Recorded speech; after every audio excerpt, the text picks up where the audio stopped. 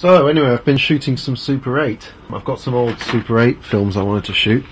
It's an old Ektachrome 160. I also got on eBay an expired Boots Super 8. But when I opened it, found out it had already been shot. So who knows what's on that one. I got some of this. And yeah, they're coming to arrest me. Because don't even think of putting it in the envelope and sending it to wherever, Luxembourg or Hemel Hempstead, because you'll get a note back telling you to fuck off. And then a friend of mine gave me a whole load of this, made in the old USSR. And look at this, it comes in these little cans, no cartridge, just a can, and inside the can's a little black paper bag, and inside the black paper bag, and before you all scream no, don't do that, it's actually a repackaged roll of blank celluloid which I've got, but this is what it looks like. It's just this roll of naked Super 8, and you're expected to load that into your own cartridge, your own reusable cartridge, and put it in your Super 8 camera. And naturally you've got to go to Russian eBay to get one of the cartridges.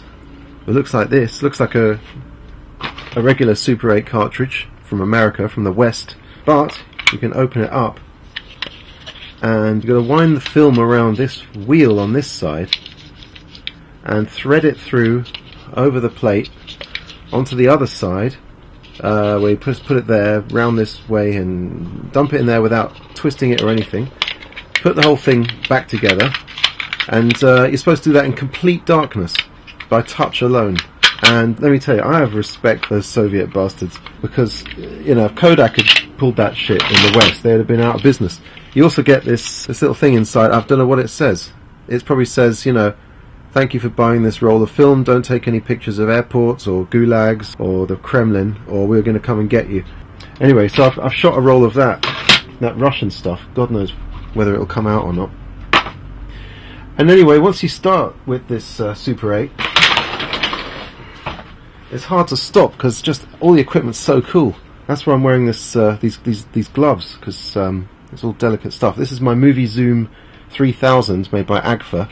Looks like some kind of Star Trek radar gun for stopping spaceships that have been going too fast. Anyway, I shot some of the Kodachrome on that. And then I've also got this, which is a Review CE800 from my Aunt Robbie. Thank you, Robbie. And shot some stuff on that. The problem is sending all this this expired old Super 8 off to be developed costs a lot of money, and you don't even know if you're going to get an image off it.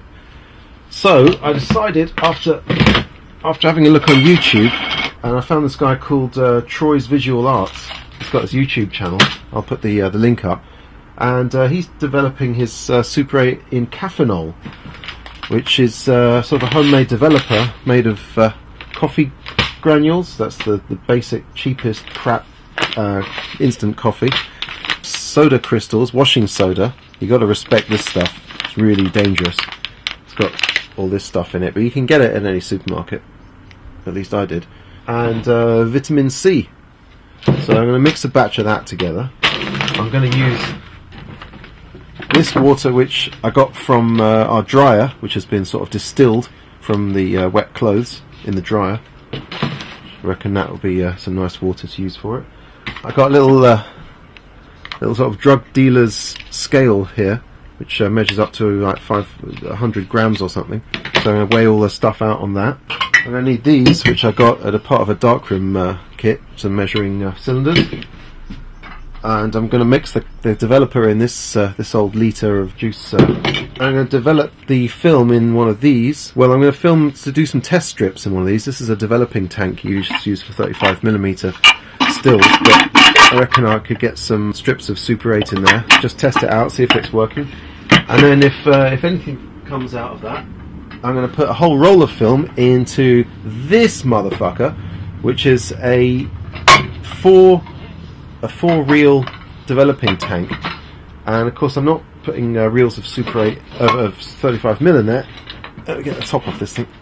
I'm putting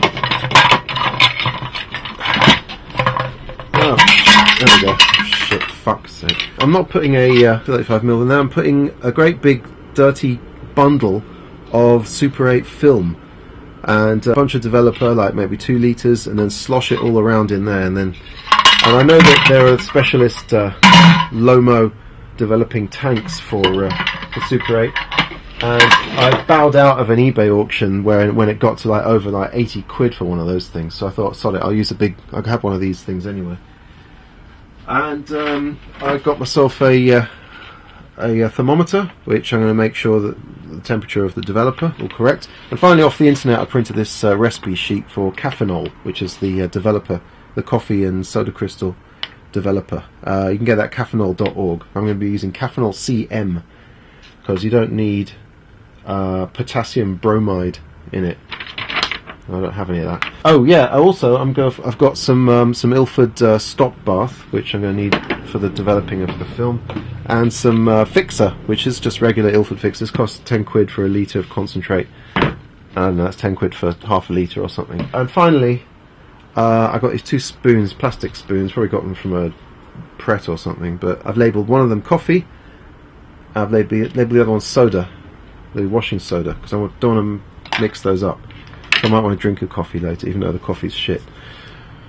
Anyway, whole bunch of stuff. What have I got into? What have I done? Oh lord! I guess we'll start by mixing up some chemicals and doing some of the test strips. See what that gets us.